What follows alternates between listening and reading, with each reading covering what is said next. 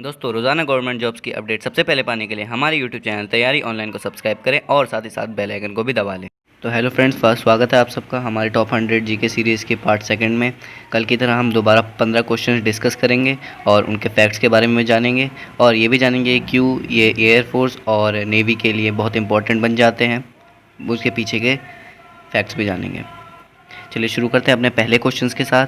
पहला हमारा क्वेश्चन है, भारतीय राष्ट्रीय कांग्रेस का गठन किसके द्वारा किया गया था?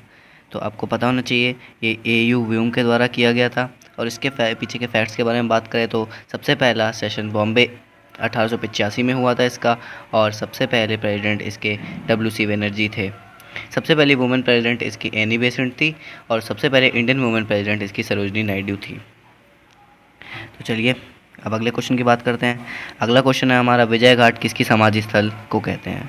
तो आपको पता होना चाहिए कि ये लाल बहादुर शास्त्री की समाधि स्थल को कहते हैं और लाल बहादुर शास्त्री हमारे इंडिया के सेकंड प्राइम मिनिस्टर थे।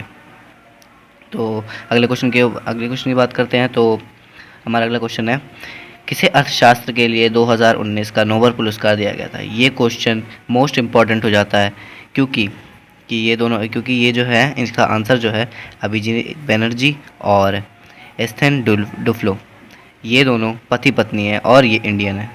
तो इसलिए ये क्वेश्चन मोस्ट इम्पॉर्टेंट जो हो जाता है। 2019 में इन दोनों को नोबेल पुरस्कार से सम्मानित किया गया था। अगले क्वेश्चन की तरफ बढ़ते हैं। राज्य के नीति निर्देशक सिद्धांत किस देश से लिए गए हैं? तो ये लिए गए हैं आयरलैंड से। क्रिप्स मिशन भारत में कब आया था? तो आपको पता होना चाहिए क्रिप्स मिशन 1942 में आया था। एक और मिशन भारत में आया था, कैबिनेट मिशन। एक और इसके पीछे क्वेश्चन आ जाता है कि कैबिनेट मिशन भारत में कब आया था? तो आपको पता होना चाहिए कि कैबिनेट मिशन 1946 में भारत में आया। इसके पीछे मुख्य 3 लोग थे। सबसे पहले थे A.V. अलेक्जेंडर, दूसरे थे हमारे सर स्टैफर्ड क्रिप्स, तीसरे थे हमारे बेथिक लॉरेंस। तो अब आगे बढ़ते हैं हम। अगला क्वेश्चन है हमारा, हीराकुंड बांध किस नदी पर स्थित है? तो सबसे पहले आपको पता होना चाहिए कि हीराकुंड बांध महानदी पर स्थित है जो कि उड़ीसा में है।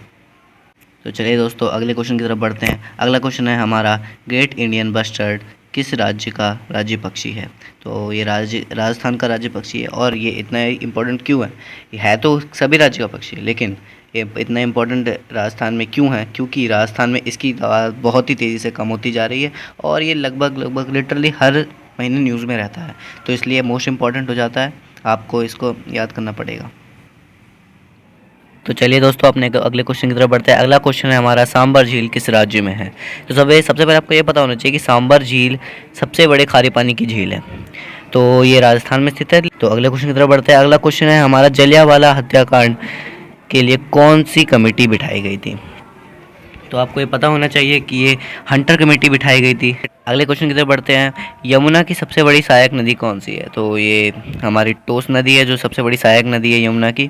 अगले क्वेश्चन की तरफ बढ़ते हैं। वॉलीबॉल मैच में एक टीम में खिलाड़ियों की संख्या क्या होती है? तो आप एक ही चीज़ नोटिस करना, कभी भी यूजुअल सवाल जैसे कि क्रिकेट के मैच में कितने खिलाड़ी होते हैं, ऐसे क्वेश्चंस नहीं पूछेंगे। अनयूजुअल चीज़ें पूछी जाती है हमेशा, जैसे वॉलीबॉल के मैच में कितने खिलाड़ी होते हैं। तो आपको ये चीज़ें तो रटनी पड़ेंगी, याद ही करनी पड़ेंगी कि 6 खिलाड़ी होते हैं वॉलीबॉल के मैच में कोई।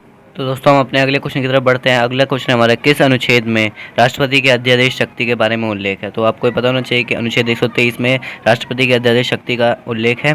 तो दोस्तों हम जान लेते हैं अनुच्छेद 123 है क्या। अनुच्छेद 123 का मतलब है, यदि देश में कोई से भी बड़े दंगा फसाद होता है या फिर कोई बड़ी आपदा आ जाती है तो राष्ट्रपति इस अनुच्छेद का पालन करके कोई भी एक कानून पारित कर सकता है ताकि स्थितियों को नियंत्रण में लाया जा सके। अपने अगले क्वेश्चन की तरफ बढ़ते हैं। अगला क्वेश्चन है हमारा, यूराल पर्वत श्रृंखला इनमें से किन 2 महाद्वीपों को अलग करती है? तो आपको पता होना चाहिए कि यूराल पर्वत श्रृंखला एशिया और यूरोप को अलग करती है। अपने अगले क्वेश्चन की तरफ बढ़ते हैं। अगला क्वेश्चन है हमारा, कांग्रेस ने गोलमेज सम्मेलन के किस अधिवेशन में हिस्सा लिया?